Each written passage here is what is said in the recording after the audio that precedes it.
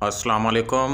Welcome to my channel खौफनाक कहानियाँ with Majid. तमाम वीडियो अपडेट के लिए खौफनाक कहानियाँ विद माजिद को सब्सक्राइब करके बेल आइकन को ऑन कर दें। बढ़ते हैं आज के एपिसोड की तरफ। इनके पास हर वक्त किसी ऐसे फ़र्द का मौजूद होना बेहद ज़रूरी है जो 24 घंटे इनकी देखभाल कर सके। अगर आप इजाज़त दें तो मैं हॉस्पिटल से नर्स को भिजवा दूँ। इसमें इजाज़त की ज़रूरत नहीं है डॉक्टर अरसलान, आप अभी ये काम कर दीजिए। मुझे हर कीमत पर सिर्फ़ और सिर्फ शम्मा की सेहत और ज़िंदगी चाहिए। अल्लाह बेहतर करेगा, आप लोग परेशान ना हों। बाज़ औक़ात ऐसे ख्वाब की दहशत कई महीने इंसान के दिलो दिमाग पर काबिज़ रहती है। दवाई की कोई ज़रूरत नहीं है। ये ख्वाब आवर इंजेक्शन इनको 6 से 8 घंटे की नींद देगा। मैं अभी हॉस्पिटल से नर्स का इंतज़ाम करा देता हूँ। शाम से पहले नर्स और मुतल्लका सामान यहाँ पहुँच जाएगा। आप जिस कमरे में इनको रखना चाहें उसमें सिर्फ़ एक बेड, 2 कुर्सियाँ और फ्रिज रखवा दीजिए। ठीक है डॉक्टर साहब, मैं अभी ये सब कराए देता हूँ, सैराब ने जवाब में कहा। कोई परहेज़, कोई दवा देने की ज़रूरत नहीं। मैं इनका हिस्ट्री चार्ट साथ बनाकर भेजूँगा। रात को मैं एक बार फिर चक्कर लगाऊँगा। जो ज़रूरी हुआ मैं ख़ुद तय करूँगा। आप प्लीज़ अपने तौर पर कोई कदम ना उठाइएगा। जी। सैराब और फारूकी उसके साथ बाहर निकल आए। फिर उसे रुखसत करके वो दोबारा अंदर पहुँचे तो तायरा बेगम आंसू पहुँच रही थी। अम्मी, ये आप क्या कर रही हैं? सैराब ने उनसे गिला करने के अंदाज में कहा। अगर आप इस तरह जी छोड़ देंगी तो हमारा क्या बनेगा? नहीं बेटा, मुझे तो तुम दोनों अपनी जान से ज़्यादा अजीज़ हो। बस यूं ही ये सोचकर दिल भर आया था कि तुम इतने खुश व खुरम गए थे और किस परेशानी को साथ चिमटा लाए हो। ऐसी कोई बात नहीं है मोहतरम खातून, फारूकी ने उनको दिलासा दिया। आप बिल्कुल फ़िक्रमंद ना हो, ये सब एक आर्जी कैफियत है। बहुत जल्द सब ठीक हो जाएगा। सैराब के हुक्म पर आए दूसरे मुलाजमों के साथ मिलकर फारूकी के बिल्कुल साथ वाला कमरा खाली कर दिया। एक फ्रिज, एक बेड और एक सोफ़ा सेट वहां मुंतकिल कर दिया गया। खिड़कियों के पर्दे फौरी तौर पर हल्के रंगों से बदल दिए गए। शाम के करीब हॉस्पिटल से कुछ लोग आए। वो कमरे को मुकम्मल तौर पर हॉस्पिटल के प्राइवेट रूम का रूप देकर लौट गए। एक नौजवान क्रिश्चियन नर्स मार्था वहां रह गई, जिसने लम्हों में अपनी ड्यूटी स्फूर्ति से संभाली और अदा करना शुरू की कि सैराब और फारूकी के साथ साथ तायरा बेगम भी मुतमईन हो गईं। बाकी अमला सलाम करके रुखसत हो गया। बेटी, अगर हर्ज ना हो तो मैं इसी कमरे में रह जाऊं? डरते डरते तायरा बेगम ने मार्था से पूछा। माँ जी, हर्ज की कोई नहीं है, वो बड़े दिलकश अंदाज में हंसी। मगर उसकी ज़रूरत भी कोई नहीं है, मैं हूँ ना। और फिर मिसेस सैराब इस कदर बीमार भी नहीं हैं कि इनके पास किसी का रहना ज़रूरी हो। आप जाकर आराम करें। अगर मैं ज़रूरत महसूस करूँगी तो ये वादा है कि हॉस्पिटल से दूसरी नर्स नहीं बुलवाऊँगी, आपको साथ रखूँगी। उसने अपनी बड़ी बड़ी आंखों से हंसी बिखेर दी। उसकी दिलचस्प गुफ्तगू ने उन सबको हशाश बशाश कर दिया। फारूकी को उसकी हंसमुख तबीयत बहुत अच्छी लगी। उसने मुतमईन अंदाज में सर हिलाया और सैराब के साथ ड्राइंग रूम में चला गया। तायरा बेगम भी कुछ देर वहां बैठी, फिर अपने रिहायशी हिस्से में जाकर जाए नमाज बिछा ली। उनके पास सिवाय दुआ के और कोई रास्ता नहीं था जिस पर चलकर वो सैराब और शम्मा की खैरियत की ज़मानत हासिल कर सकती। फारूकी साहब, मेरी समझ में अब तक नहीं आया कि शम्मा ने अम्मी को अरफा कहकर खौफ से चीख क्यों मारी थी। सैराब ने अपनी तशवीश का इजहार किया। सीधी सी बात है भाई, कलमाशा अभी तक शम्मा ही को परेशान कर रहा है, ना तुम्हें ना मुझे।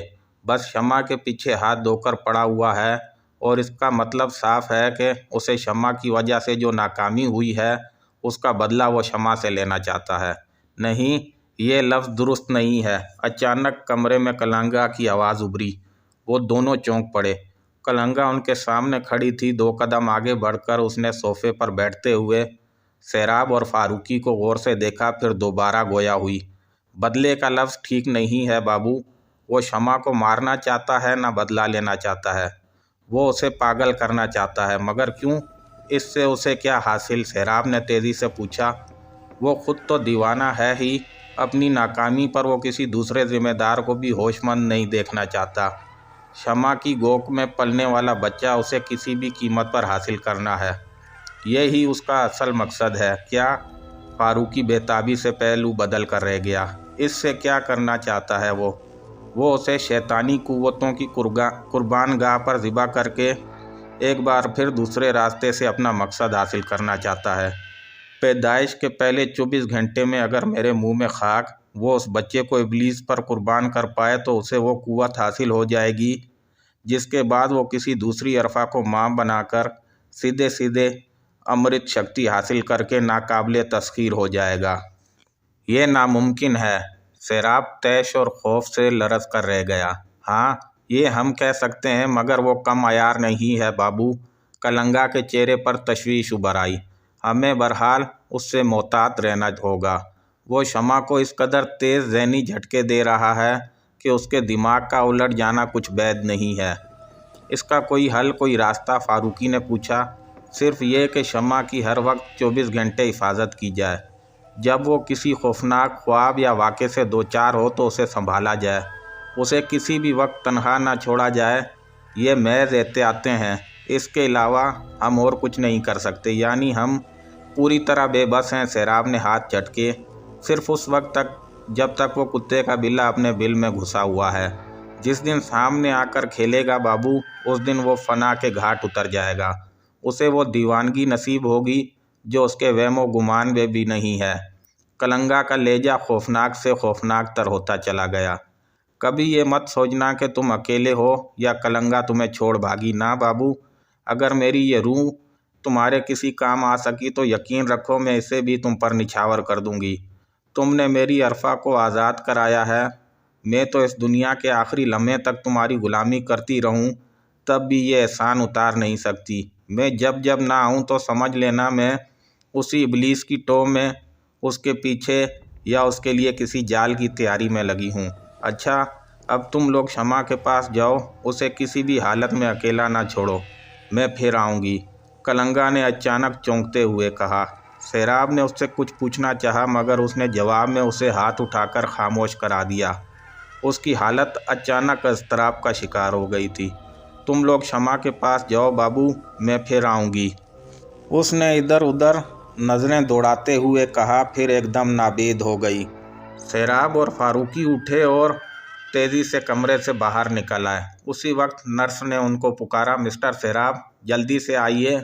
और फारूकी और सेराब ने शमा के कमरे की जानिब दौड़ सी लगा दी। शमा होश में आ चुकी थी और चेहरा दोनों हाथों में छुपाए हिचकियां ले रही थी। सेराब ने उसे बेहद दलासे दिए। फारूकी ने हिम्मत बधाई, मगर वो संभल ही ना पा रही थी। सेराब और नर्स ने एक दूसरे को देखा।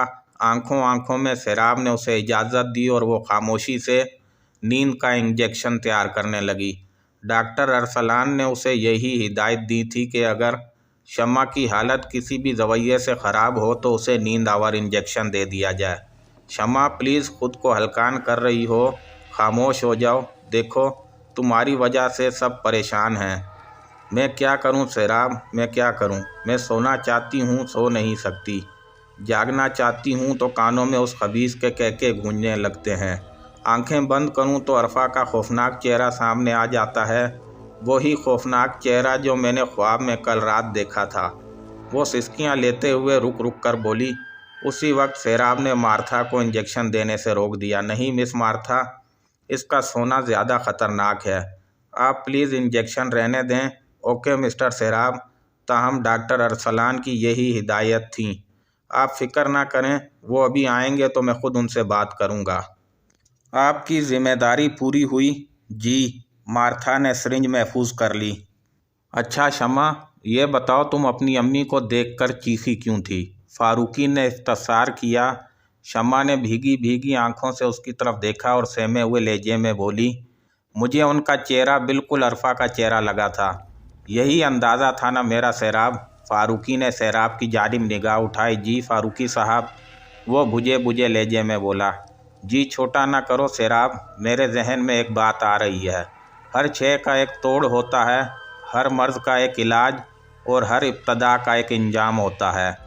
फारूकी ने बड़े गहरे और सोच भरे अंदाज में कहा। अगर कलंगा आ जाए तो मैं उससे इस ख्याल पर बात करना चाहूँगा जो अभी अभी मेरे दिमाग में आया है, और मुझे यकीन है कि शायद हमारे अब तक के सारे मसाइल और परेशानियों का यही एक फ़ैसला कुन हल है।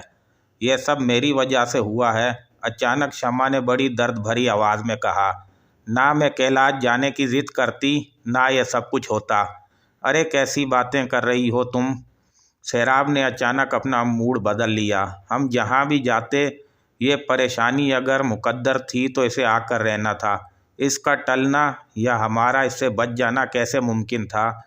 इसलिए तुम खुद को इल्ज़ाम ना दो। आप ऐसा करें, मुझे उसके हवाले कर दें। अचानक वो सैराब के हाथ थामकर पागलों के अंदाज से बोली। ये क्या कह रही हो शमा? सैराब तड़प उठा। हाँ, मैं ठीक कह रही हूँ सैराब, उसे मेरी ज़रूरत है ना, मुझे उसके हवाले कर दीजिए। मैं ख़ुद तो हलकान हो सकती हूँ, आपको परेशान नहीं देख सकती। मेरी वजह से आपके दिन रात ख़राब हो गए हैं, ये दुख अब मुझसे सहा नहीं जाता। वो फिर बेकाबू हो गई। मत करो ऐसी बातें, सैराब ने उसके होंठों पर हाथ रख दिया। तुम नहीं जानती तुम्हारे ये अल्फाज मेरे दिल पर क्या खंजर चला रहे हैं। फिर मैं क्या करूं सैराब, मैं क्या करूं? वो नींद बेहोश सी हो गई। मैं आपकी मोहब्बत को कब तक सलेब देती रहूं? सुनो शमा, तुम अगर मरोगी तो मेरी बाहों में, ज़िंदा रहोगी तो मेरे साथ। आइंदा अगर तुमने ऐसी कोई बात सोची भी तो मैं अपनी और तुम्हारी जान दो कर दूंगा। क्या तुम अपनी और मेरी एक जान को दो हिस्सों में तकसीम करना चाहोगी? नहीं नहीं, कभी नहीं। वो बेख्तियार उससे लिपट गई। मुझे माफ़ कर दीजिए, मैं बहक गई थी। मुझे माफ़ कर दीजिए। मुझे अपने पास अपनी बाहों में मरने की आस दिलाकर आपने मुझे बचा लिया सैराब, आपने मुझे बचा लिया। वो कहते कहते बिल्कुल नरम पड़ गई। उसके हवास ने फिर उसका साथ छोड़ दिया था। सैराब ने उसे आहिस्ता से बेड पर लिटा दिया। मार्था लिपक कर आई और उसका बेतरतीब बदन संभालने लगी। सैराब का सता हुआ चेहरा फारूकी के लिए बेहद करबनाक एहसास का अमीन था। उसने सैराब को शाने से थामा और सोफे पर बिठा दिया। खुद को संभालो सैराब, बस दुआ करो कलंगा जल्द आ जाए। बस उसके आने की देर है, फिर यकीनन हम इस उलझे हुए मसले की भूल भुलैयों से निकल जाएंगे। ऐसा क्या सूझ गया आपको फारूकी भाई? सैराब फीके से अंदाज में मुस्कुराया। है एक ख्याल सैराब, अल्लाह करे मेरा अंदाज़ा दुरुस्त हो, फारूकी ने अस्तराब से जवाब दिया। सर, आप लोग अगर आराम करना चाहें तो बेशक चले जाएं, मैं अपनी ड्यूटी पर मौजूद हूँ, मार्था ने उनकी बेआरामी के ख्याल से कहा। नहीं मिस मार्था, हम बेहद आराम से हैं। शमा आप कैसी हैं? सैराब ने उनसे पूछा। फ़ाइन सर, वो आराम से सो रही हैं। साहब खाना लगा दूं? बाबा ने कमरे के दरवाजे में खड़े खड़े पूछा। नहीं बाबा, हम ज़रा देर बाद खाएंगे, फारूकी ने उसके अकब में खड़ी कलंगा को देखकर जल्दी से कहा। मिस मार्था आप प्लीज़ खाना खा लीजिए, तब तक हम यहाँ मौजूद हैं। Okay sir. वो सर हिलाकर बाबा के पीछे बाहर निकल गई और कलंगा कमरे में दाखिल हो गई। यकीनन ये उसकी कुव्वत का बेहतरीन इज़हार था कि एक ही वक्त में वो किसी को दिखाई देती थी और किसी को नहीं। बाबा और मार्था उसके वजूद से बेखबर उसके पास से गुजरकर ड्राइंग रूम की जानिब चले गए थे। तुमने अच्छा किया कलंगा, मैं बड़ी बेताबी से तुम्हारा मुंतज़िर था। फारूकी ने उसे सोफ़े पर बैठने का इशारा किया। हालांकि वो इन तकल्लुफ़ात से बेनियाज थी, ताहम माहौल की निस्बत से वो अमल पैरा रहती थी। मुझे भी तुम्हारी बेचैनी ने जल्दी आने पर मजबूर कर दिया। बाबू बोलो, क्या बात है? वो सोफ़े पर आलती पालती मार कर बैठ गई।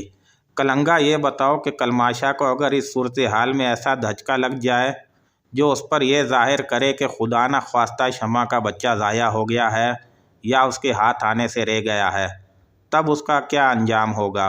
वो किसी काम का नहीं रहेगा और शायद अपने हाथों अपना ख़ात्मा कर ले।